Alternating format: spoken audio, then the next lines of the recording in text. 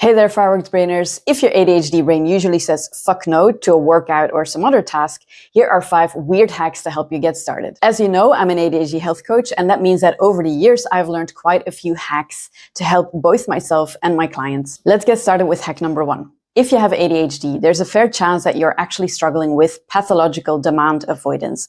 And this is something that people initially thought was only linked to autism, but people with ADHD can actually suffer from it too. It essentially means that your brain hits the brakes from the second that it registers something as a demand, even if it is your own. One way to work around that is by changing the way you talk to yourself. For example, if usually you say to yourself something like, I should do a workout today, maybe now you can change that to something like, what shall we do today? Go to the gym or go for a long walk? And that way you give yourself an option, which then makes it feel less like a demand. And that reduces the anxiety that usually comes with a demand. Hack number 2 is digital body doubling. So most people know about body doubling, which is essentially just having someone in the room with you while you do a task or while you do a workout.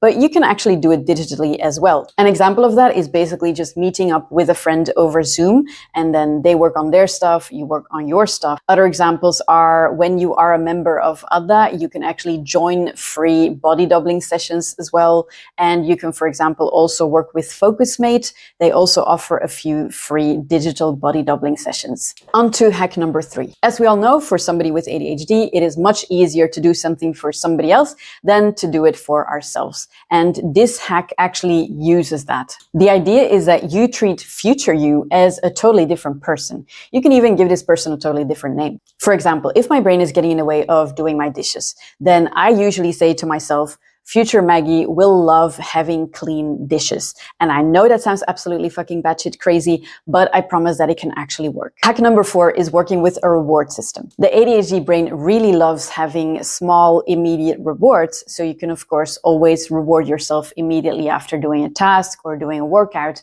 but you can actually set up a reward system as well. A reward system basically means that instead of getting your reward immediately, you are saving up for a bigger reward. For example, for every workout that you do, you get 1 point.